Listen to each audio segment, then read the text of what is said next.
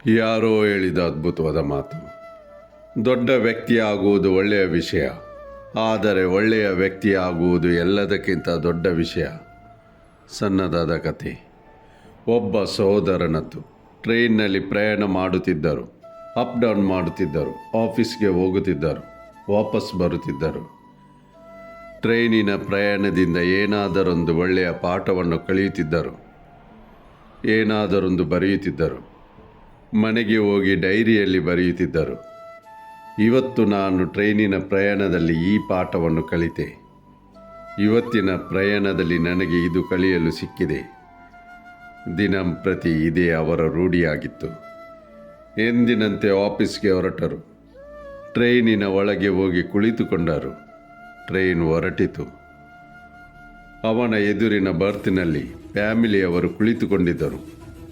ಮಾತುಕತೆಗಳು ನಡೆಯುತ್ತಿದ್ದವು. ಆಗ ಅಲ್ಲಿಂದ ನೀರು ಮಾರಾಟ ಮಾಡೋ ಹುಡುಗ ಬಂದ. ಬಾಟಲ್ ಮಾರಾಟ ಮಾಡುತ್ತಾ ಬರುತ್ತಿದ್ದ. ಜೋರಾಗಿ ಬೊಬ್ಬಿಡುತ್ತಿದ್ದ. ಅವನ ಎದುರಿನ ಬರ್ತ್ನಲ್ಲಿದ್ದ ಫ್ಯಾಮಿಲಿಯವರಲ್ಲಿ ಒಬ್ಬ ವ್ಯಕ್ತಿ ಹೇಳಿದ ಹುಡುಗನಿಗೆ, ಮಗು, ನೀರಿನ ಬಾಟಲ್ ಎಷ್ಟಕ್ಕೆ? ಆ ಹುಡುಗ ಹೇಳಿದ, ಸಹೋದರ, 20 ರೂಪಾಯಿಗೆ ಬಾಟಲ್. ಅವನು ಹೇಳಿದ, 15 ರೂಪಾಯಿಯ ಬಾಟಲ್ ನೀನು ಯಾಕೆ 20 ರೂಪಾಯಿಗೆ ಮಾರಾಟ ಮಾಡುತ್ತಿ? 15 ರೂಪಾಯಿಗೆ ಕೊಡು. ಅವನು ನೀರು ಮಾರಾಟ ಮಾಡೋ ಹುಡುಗ ಕೇವಲ ಮುಗುಳು ನಕ್ಕ. ಏನೂ ಹೇಳಲಿಲ್ಲ. ಸುಮ್ಮನಾಗಿ ಮುಂದಕ್ಕೆ ಹೊರಟು ಹೋದ. ಈ ಸಹೋದರ ಎದುರಿನ ಸೀಟಿನಲ್ಲಿ ಕುಳಿತಿದ್ದವ, ದಿನಾಳು ಬರೆಯುತ್ತಿದ್ದವ. ಇವತ್ತು ಏನು ಕಲಿತೆ? ಅವನಿಗೆ ಒಳಗಿಂದ ಒಳಗೆ ಅನಿಸುತ್ತಿತ್ತು. ಇವತ್ತು ಏನನ್ನು ಕಲಿತೆ? ಅವನು ಕೂಡಲೇ ಹುಡುಗನನ್ನು ಹಿಂಬಾಲಿಸುತ್ತಾ ಹೋದ. ಈ ಹುಡುಗ ದೊಡ್ಡದಾದ ಮಹತ್ವದ ಪಾಠವನ್ನು ಇವತ್ತು ಕೊಡಬಲ್ಲನು. ಇವತ್ತು ತುಂಬ ದೊಡ್ಡದಾದ ವಿಷಯ ಪಾಠವನ್ನು ಕಲಿಸಿಕೊಡುವನು. ಏನು ಮಾಡಬೇಕು ಜೀವನದಲ್ಲಿ? ಮುಗುಳು ನಕ್ಕು ಹೊರಟು ಹೋದ. ಏನೂ ಆರ್ಗ್ಯುಮೆಂಟ್ ಮಾಡಲಿಲ್ಲ. ಹುಡುಗನ ಹಿಂದೆ ಹೋದ. ಒಂದು ಕೋಚಿನಿಂದ ಇನ್ನೊಂದು ಕೋಚಿಗೆ. ಮುಂದಕ್ಕೆ ಹೋಗುತ್ತಿದ್ದ ನೀರು ಮಾರಾಟ ಮಾಡುತ್ತಾ ಅವನನ್ನು ನಿಲ್ಲಿಸಿದ ಮತ್ತು ಕೇಳಿದ, ಸಹೋದರ, ಒಂದು ವಿಷಯವನ್ನು ಹೇಳು. ನಾನು ನಿನ್ನ ಹತ್ತಿರ ಒಂದು ಮಾತನ್ನು ಕೇಳುತ್ತಿದ್ದೇನೆ. ನನ್ನ ಕೋಚಿನಲ್ಲಿ ಒಂದು ಫ್ಯಾಮಿಲಿ ಇತ್ತು, ನೆನಪಿಗೆ ಬಂತ? ನಿನ್ನ ಹತ್ತಿರ ಅವರಲ್ಲಿ ಒಬ್ಬ ಕೇಳಿದ, 15 ರೂಪಾಯಿಗೆ ಬಾಟಲ್ ಕೊಡು, 20ಕ್ಕೆ ಯಾಕೆ ಮಾರಾಟ ಮಾಡುತ್ತಿ? ನೀನು ಅವನಿಗೆ ಏನೂ ಹೇಳಲಿಲ್ಲ. ಸುಮ್ಮನಿದ್ದು ಮುಂದಕ್ಕೆ ಸಾಗಿದೆ. ಯಾಕೆ ಹೀಗೆ ಮಾಡಿದೆ? ನಿನಗೆ ಸಿಟ್ಟು ಬರಲಿಲ್ಲವೇ?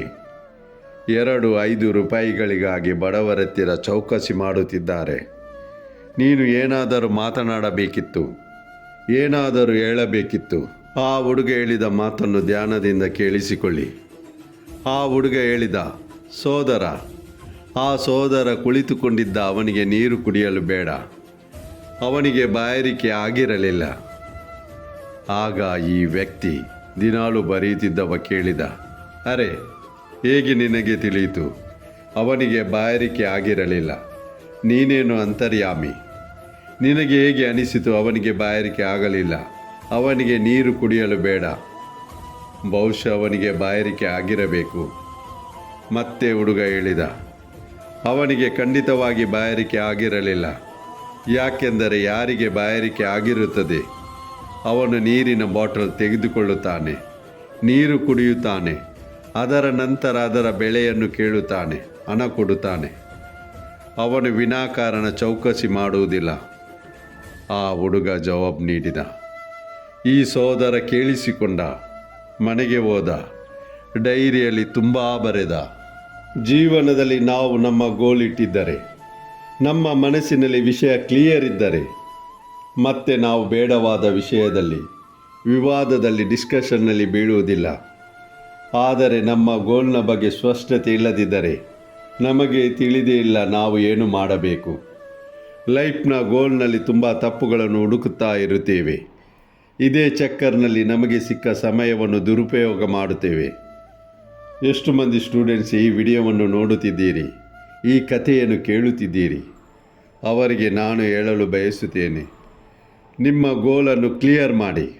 ಯಾಕೆಂದರೆ ನಿಮ್ಮ ಮನಸ್ಸಿನಲ್ಲಿ ಕ್ಲಿಯರ್ ಇಲ್ಲದಿದ್ದರೆ ನೀವು ಏನು ಮಾಡಬೇಕು ಎಂದು 3-4 ಆಪ್ಷನ್ನಲ್ಲಿ ಸಿಲುಕಿ ಬಿಡುವಿರಿ. ವರ್ಷವು ಕಳೆದು ಹೋಗುವುದು. ಅದರ ನಂತರ ರಿಯಲೈಸ್ ಆಗುವುದು ಟೈಮ್ ಇತ್ತು, ಆವಾಗ ಏನೂ ಮಾಡಲಿಲ್ಲ. ಜೀವನದಲ್ಲಿ ನಿಮ್ಮ ಗೋಲ್ ಕ್ಲಿಯರ್ ಮಾಡಿ. ಅದರ ನಂತರ ಡಿಸ್ಕಷನ್ಗೆ ಬೀಳುವ ವಿಷಯವನ್ನು ಬಿಟ್ಟು ಬಿಡಿ. ನೀವು ಬಯಸುವುದಾದರೆ ಕೆರಿಯರ್ ಕನ್ಸಲ್ಟೆಂಟ್ಸ್ ಅವರನ್ನು ಭೇಟಿ ಮಾಡಿ ನಿಮ್ಮ ಗುರಿ ತಿಳಿದುಕೊಳ್ಳಬಹುದು. ಜೀವನದಲ್ಲಿ ನಿಮ್ಮ ಸಂಗಡ, ನಿಮ್ಮ ಹತ್ತಿರ, ಸಮೀಪ ಇರುವ ವ್ಯಕ್ತಿಗಳು, ಫ್ರೆಂಡ್ಸ್, ಕುಟುಂಬದಲ್ಲಿರುವ ವ್ಯಕ್ತಿಗಳೊಡನೆ ನೀವು ಕೇಳಿ ತಿಳಿದುಕೊಳ್ಳಬಹುದು ನಾನು ಏನು ಮಾಡಬೇಕು. ನಿಮ್ಮ ಗೋಲ್ ಕ್ಲಿಯರ್ ಮಾಡಿ ಮತ್ತು ಅದರ ಜೊತೆ ಮುಂದಕ್ಕೆ ಸಾಗಿ ಗೆಲುವು ನಿಮ್ಮದಾಗಿಸಿ. ನೀವು ಈ ಕಥೆಯನ್ನು ತುಂಬ ಮಂದಿಗೆ ತಲುಪಿಸಲು ಬಯಸುವುದಾದರೆ ಈ ವಿಡಿಯೋ ಲೈಕ್ ಮಾಡಿ. ನಿಮ್ಮ ಲೈಕ್ನಿಂದಾಗಿ ಯೂಟ್ಯೂಬ್ಗೆ ಈ ವಿಡಿಯೋವನ್ನು ತುಂಬ ಜನರಿಗೆ ತಲುಪಿಸಲು ಸಾಧ್ಯವಾಗುವುದು. ಈ ಕಥೆಯು ಒಳ್ಳೆಯದೆನಿಸಿದರೆ ನಮ್ಮ ಚಾನೆಲ್ ತಪ್ಪದೇ ಸಬ್ಸ್ಕ್ರೈಬ್ ಮಾಡಿ. ನಿಮ್ಮ ಭೇಟಿ ಮುಂದಿನ ಕಥೆಯೊಡನೆ. ಅಲ್ಲಿಯವರೆಗೆ ನಿಮ್ಮ ಕಾಳಜಿ ವಹಿಸಿ. ಸದಾ ನಗುನಗುತ್ತಾ ಇರಿ.